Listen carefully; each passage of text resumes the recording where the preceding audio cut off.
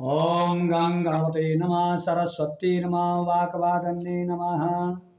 प्रिय दर्शकों नमस्कार। मैं पंडित रंगेलाल रयाल, ज्योतिष और वास्तु आचार्य, देवनगरी ऋषिकेश उत्तराखंड। दर्शकों, आज मैं सौर मास के अनुसार खातारंभ, भूमि पूजा, शिलान्यास कौन सी दिशा में शुभ होता है और कौन सी दिशा में अशुभ होता है, इसका वर्णन करने जा रहा हूँ। दर्शकों, जो भूस्वामी है अपने प्लॉट में जाकर के वहाँ पर वास्तु कंपास, ये वास्तु कंपास लगाएं दिशा चयन करने के लिए।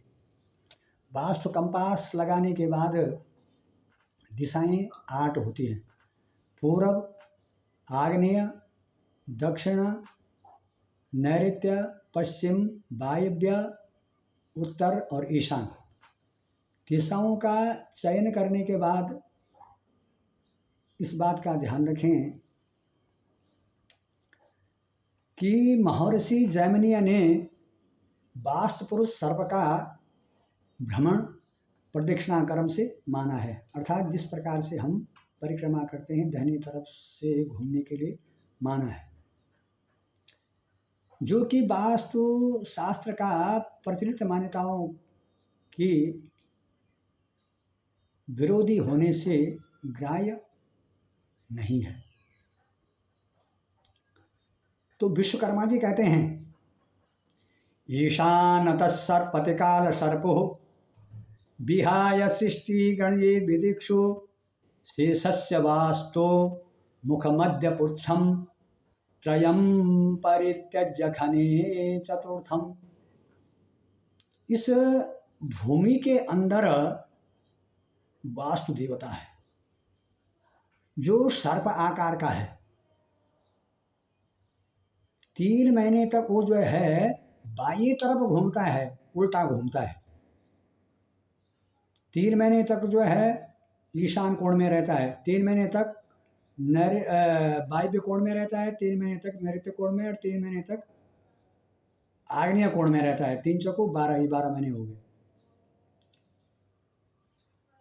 सिंहे कन्या तुलायाम भुजगपति मुखम शंभुकोणी अग्निखातम। अब ये प्रारंभ कहाँ से होता है कि ईशान कोण से। ईशान कोण जो है भाद्रपद सिंह के सूर्य में, आश्विन के सूर्य में और कार्तिक के सूर्य में, यानी भाद्रपद, आश्विन और कार्तिक महीने में इस सर्प का, ये वास्तु देवता सर्प आकार का जो है ईशान कोण में सिर रहता है और वायव्य कोण में पेट रहता है और नैऋत्य कोण में पूंछ रहता है। अब सिर की तरफ भी गैती फावड़ा नहीं चलाना चाहिए वास्तु पुरुष का। सिर की तरफ गैती फावड़ा चलाने से पुत्र को कष्ट होता है। और पेट की तरफ भी जो है गैती फावड़ा नहीं चलाना चाहिए, इससे भूस्वामी को शोक होता है। और पूंछ की तरफ गैती फावड़ा चलाने से पत्नी को कष्ट होता है। तो विश्वकर्मा जी कहते हैं, त्रयं परित्यज्य खने चतुर्थम। ये 3 कोणे छोड़ने हैं। भादों, आश्विन और कार्तिक माह में जो भूमि पूजा करेगा, गृहारंभ करेगा, तो ये 3 कोण छोड़ने हैं: ईशान, वायव्य और नैऋत्य। ज्योतिर्विदा जी कह रहे हैं, खातम गदंत दर्भिकर शून्य कोण है। जो कोण खाली हो, जो कोण शून्य हो, उस कोण में जो है भूमि पूजा अर्थात शिलान्यास करना चाहिए। तो कौन कोण खाली है? आग्नेय। आग्नेय कोण में भाद्रपद, आश्विन और कार्तिक के महीने जो है जो भूमि पूजा शिलान्यास करेगा वह आग्नेय कोण में करेगा। अब मार्गशीर्ष के महीने वह जो है बाईं तरफ घूम करके वायव्य कोण में आ जाएगा, तो यहाँ पर भी वो 3 महीने तक रहेगा। आश्विन, मंगशीर, पूष और माघ, यहाँ पर जो है वह 3 महीने तक रहेगा, मंगशीर, पूष और माघ। सिर उसका जो है वायव्य कोण में, पेट नैऋत्य कोण में और पूछ जो है आग्नेय कोण में। तो कौन कोण खाली है?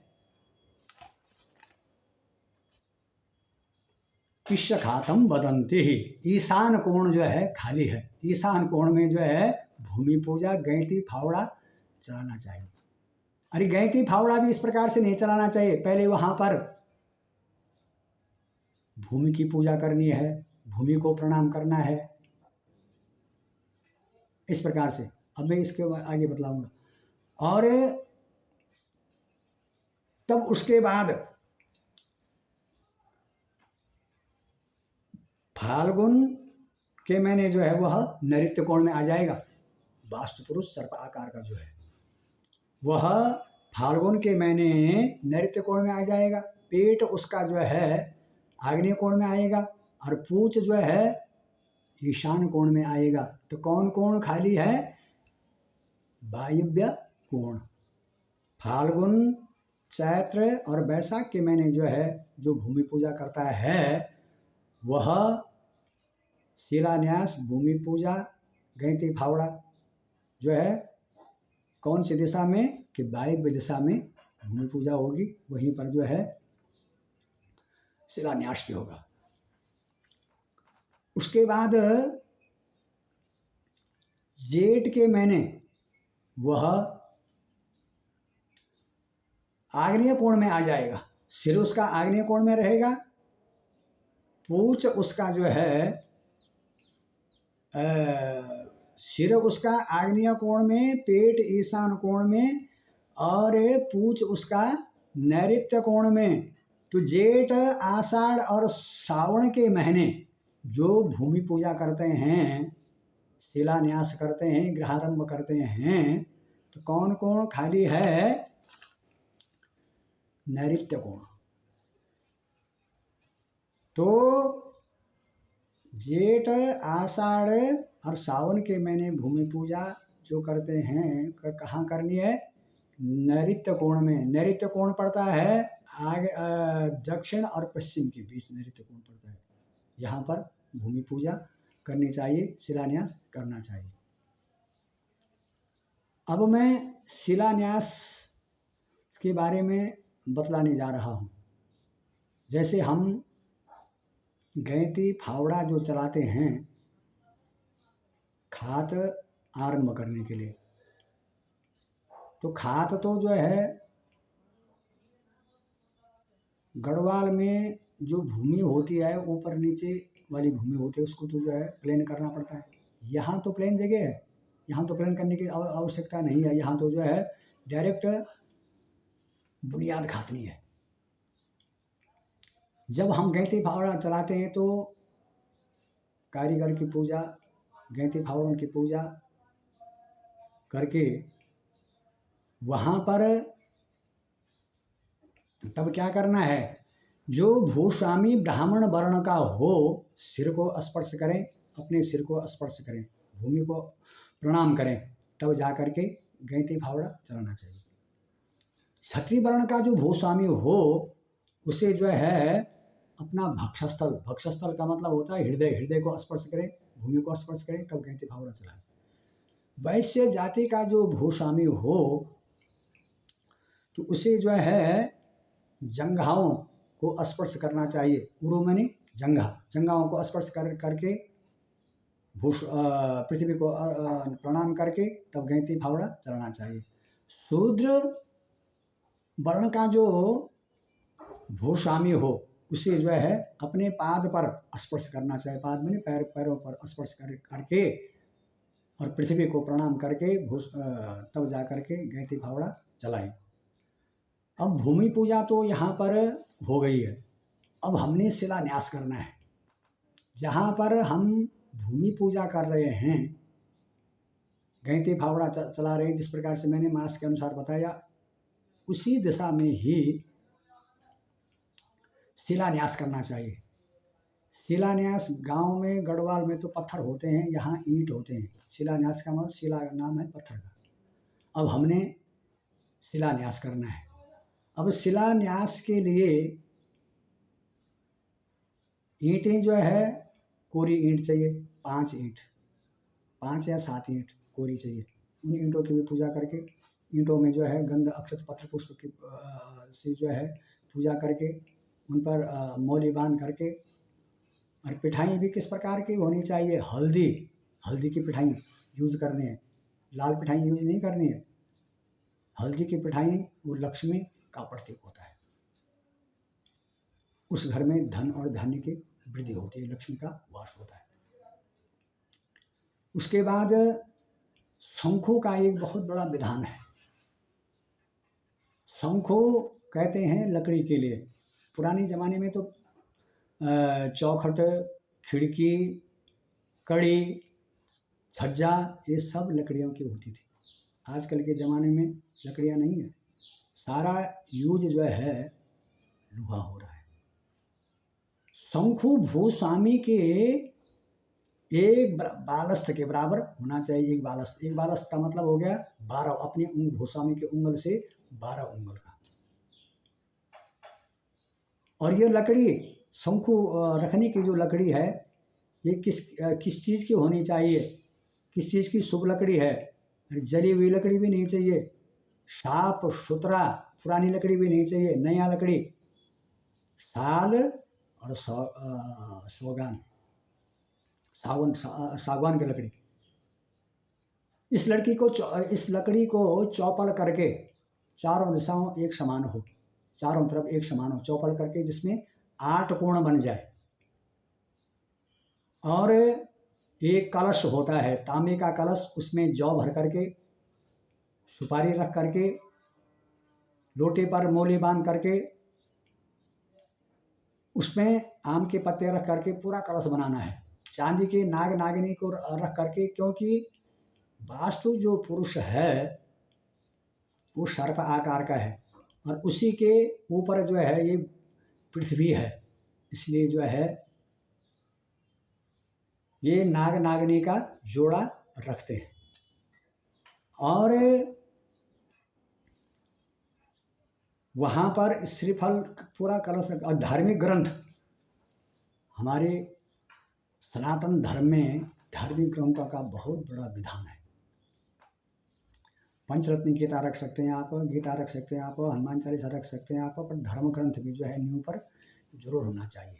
और वो शंखु जो मैंने बताया 12 उंगल के, उस शंखु पर चांदी का पतरा 4 उंगल तक जो है सुनार के द्वारा जड़वाना चाहिए। और वह कलश जो है न्यू पर रखना है, शंखु भी न्यू पर रखनी है। वहाँ पर इस मंत्र का के द्वारा वास्तु देवता का ध्यान करें। वास्तु पुरुष नमस्तेषु भूषय्याम भरत प्रभु, मद्गेहम धनधानादि समृद्ध्यम कुरु सर्वदा।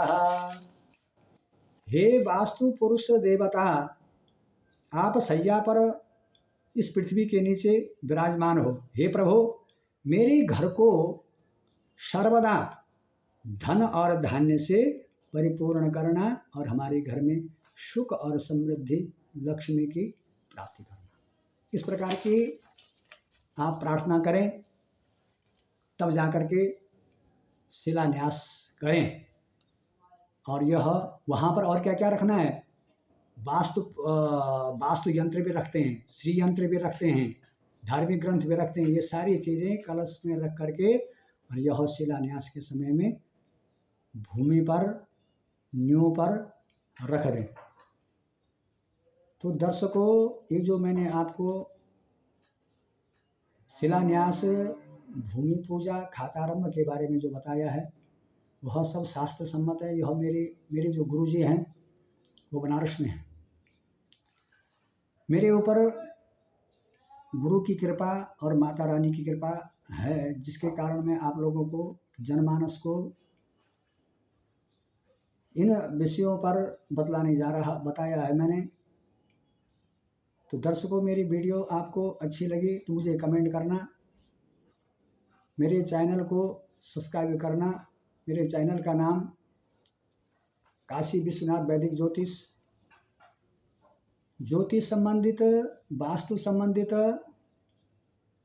कोई भी जानकारी लेनी हो तो निम्न सूत्रों पर संपर्क करें: 7983150632, 9720587747। ये मेरा संपर्क सूत्र है। धन्यवाद।